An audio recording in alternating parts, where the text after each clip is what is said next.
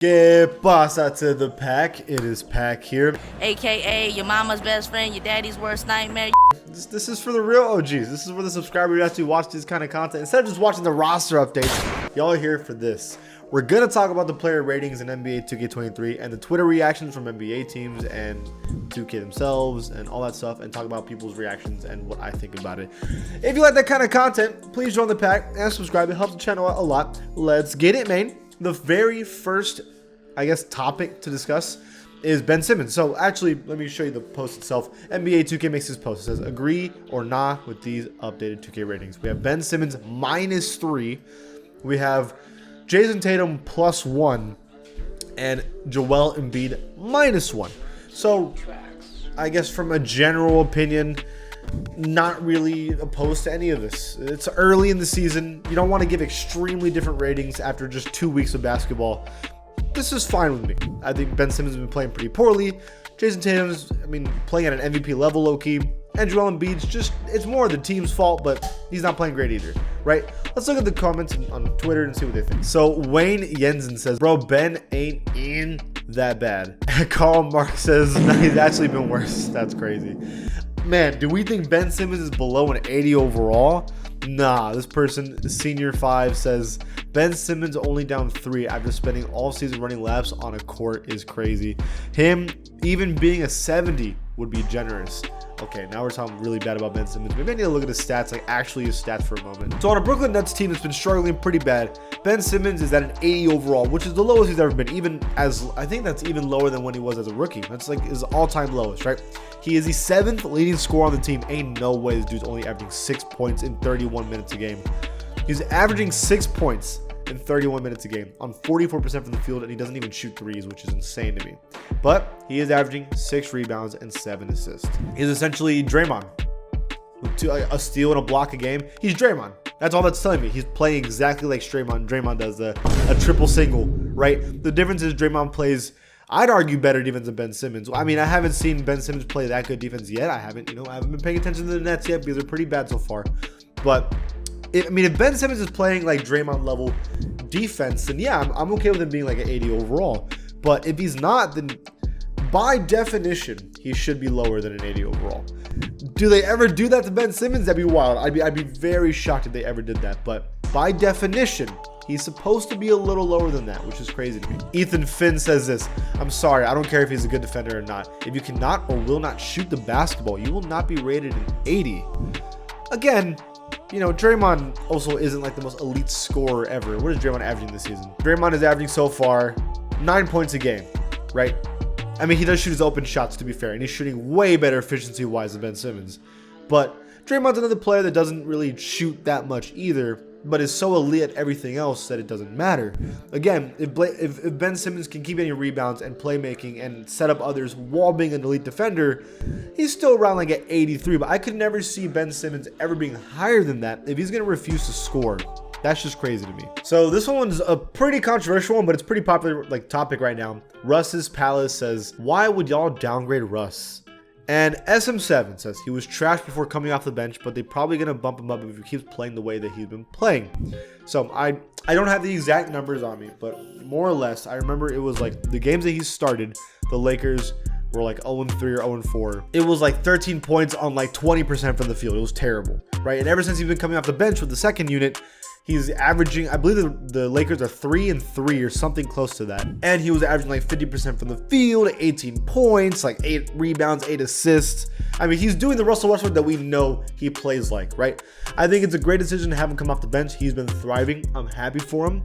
That being said, a 77 overall for Russell Westbrook is absolutely ridiculous. I don't know why he's that low.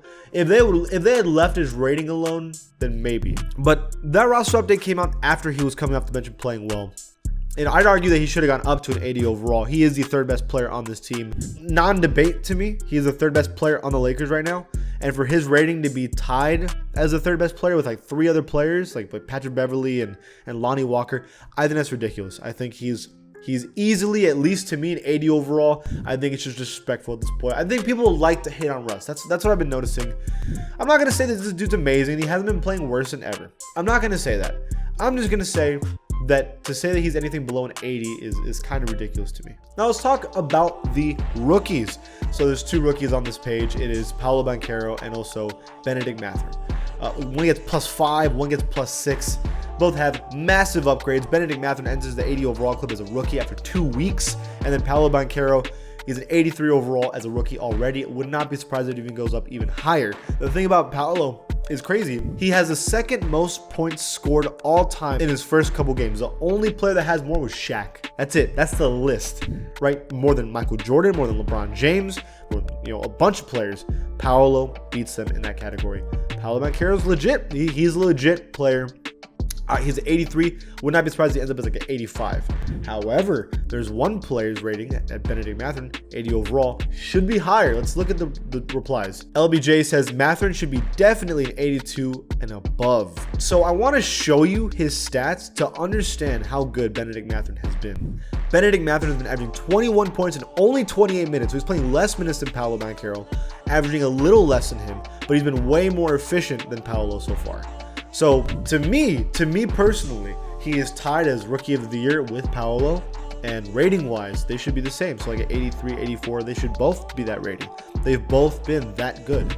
Bennedict Mathurin is legit. I like his game. I think even if you go to the Instagram page, Zinivet says this. He says, it's been a while since 2K gave out a +6 on someone, but Ben has earned it. If he keeps this up, he'll be an 84 plus next update. And as I'm saying, I have to agree. I mean, if he keeps doing numbers like this, bro, how can you not? How can you not? I mean, he's, to me, I'd argue Rookie of the Year as of today, even though it's close with Paolo Banchero. It's very close. Because even though Paolo is averaging more points, Paolo is the #1 option on that team. Bennedict Mathurin is the #2 option. Not only that, he's being way more efficient. So it's crazy. I didn't think he'd be this good this fast. It's really impressive.